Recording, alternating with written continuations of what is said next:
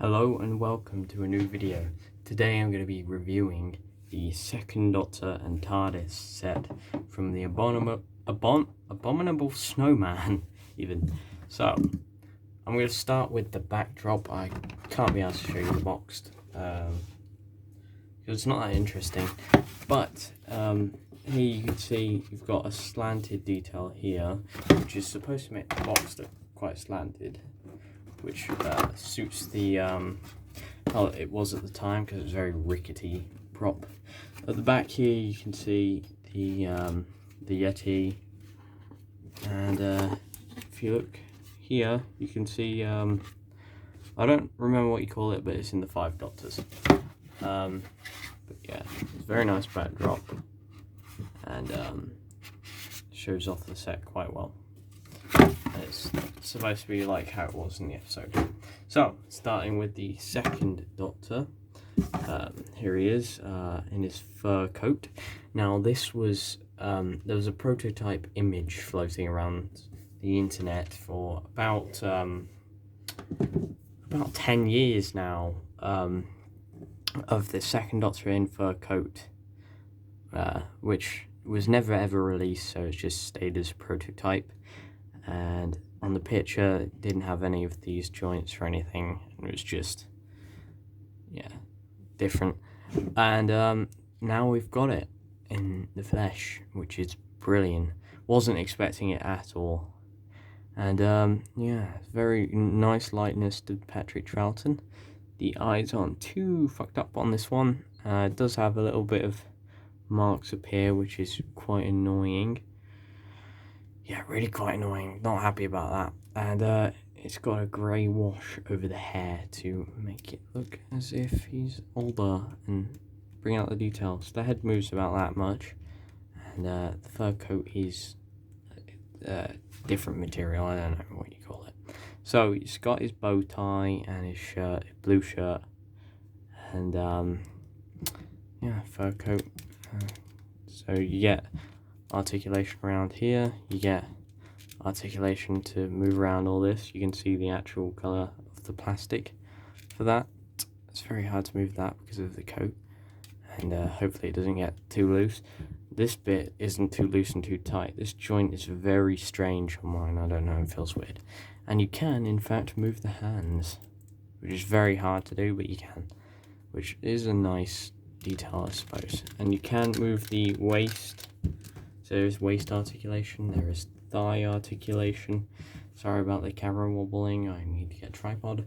And yeah, 90 degrees there about. And you get this nice checker detail. And on the coat, seems to have all sorts of different details, but the normal plastic underneath is all that, so they've had to paint quite a lot on it. It does have a little belt here, but the detailing sort of gets in the way of that, but you can tell it's there just by how it creases in the middle.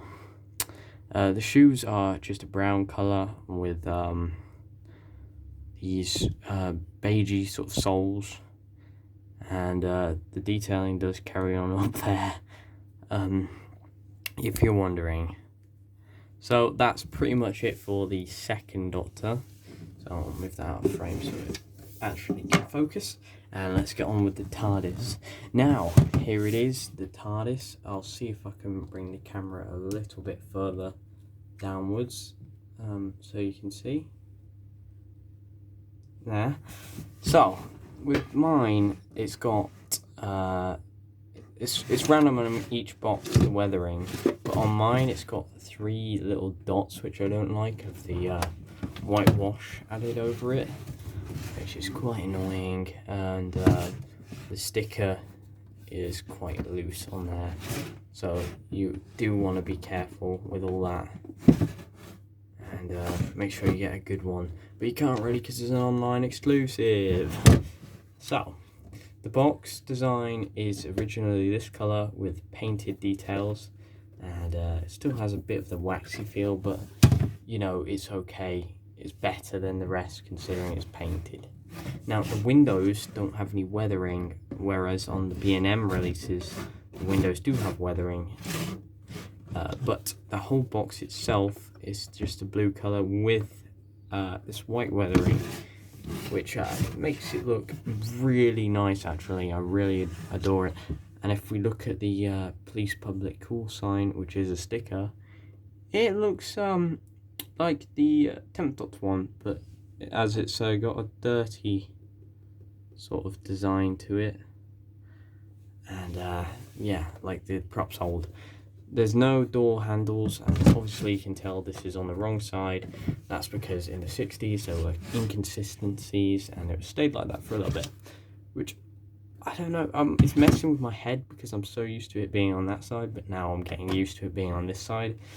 It's messing with my head, and I prefer it on this side now, which is bad. That's very bad. Obviously you don't have the handles, and the keys are a lot lower down.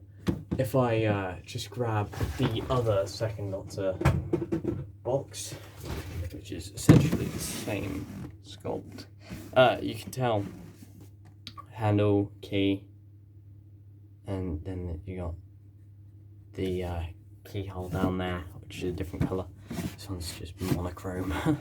But yeah, different sides. Very strange. Now,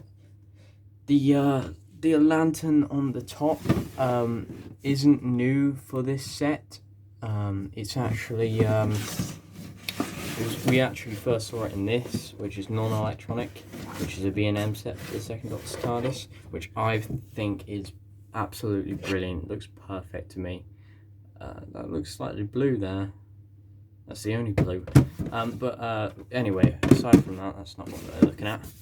We are looking at this, which is the same blue. It's got the wash over it, and as you can see, it does have the yellow LED in there. Very nice. And because this is electronic.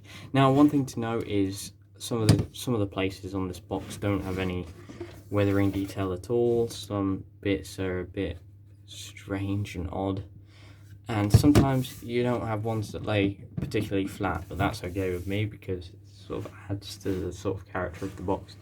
The police public call signs are detailed in sort of weathered look. They're all stickers, as I said, but yeah, they look very, very nice. And the window frames seem like they've got a completely different colour to everything else, but in fact they're just the colour of the box unpainted, which is like this up here and all the way up there. Now, one thing to note is sometimes the glue doesn't stick down these properly. I've got a bit of problems with that. As you can see, it's only small, I wouldn't worry about it. And on the back you can see the speaker holes with the speaker in it, which is yeah, it's alright. And seems that this is a completely different colour than all that, so it's not very well disguised, but it doesn't bother me that much as it will be shown like that on my collection. Now, you're all dying to, in fact I won't get to it yet. So the doors open just like normal. So you got the little pin at the top to keep this one shut, otherwise it's free. And this one's got the spring loaded door like that. Very nice. No backdrop, obviously. And yeah, so on the other TARDISes it's exactly the same. I would have thought they'd change the side of the spring door, but they haven't. Ouch, that hurt my head inside. But this one's very nice as well, because it doesn't have that packaging that ruined the box exactly. And if we look at the bases on this, you can see that if I just get another one. So this is the base we started out with, which was this. It's quite a large base, which does have these corners. It's very nice. Then we had this one, which is basically just a sort of cube, no real slantedness of it, just sort of blocky. Then this one's slightly slanted actually, which is quite nice. I like it, I prefer it, and hopefully they'll use that in the future. But as you can tell, the bases are slightly different, but if I grab all of them, they are all different. Yeah, interesting design choice. And that's pretty much all I have to go through. I'll go through this a second. So this is just the thing that shows you how the electronics work and stuff. Nice picture packaging. Now it shows you what batteries you need. You're going to need to buy your own batteries, which is 3 AAAs. And it shows you all about the box. And it shows you all about the box in the flight. Well, it's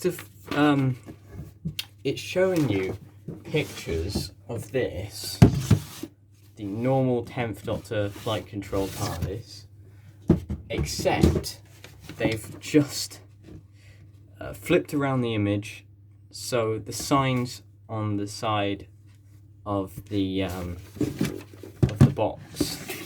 So that was that's a bit cheap, but you know, it works all right, and you can tell the lamp's different, the windows are different, everything's different. It's just a flipped box, flipped images, that's it. And it shows you all about the details. You can read it if you want, and there's on the back. So yeah, interesting. Anyway, now you've all been dying for it, and I should probably get to it about now, which is the electronics, because this is an electronic TARDIS, which they're charging you £20 extra for a flashing light and some sound. Lovely stuff. So, I'm going to turn it on, and here's the landing sounds. Well,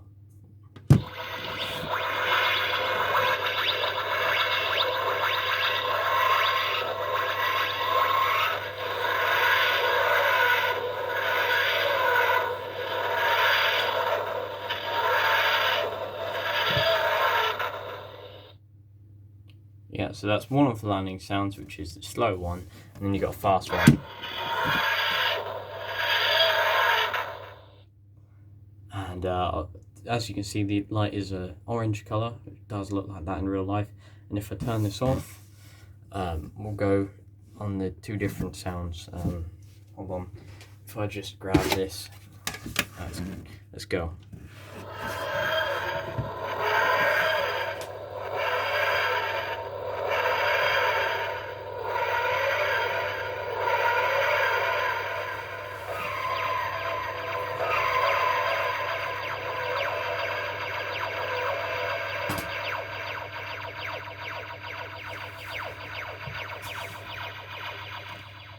Then we got one other faster sound.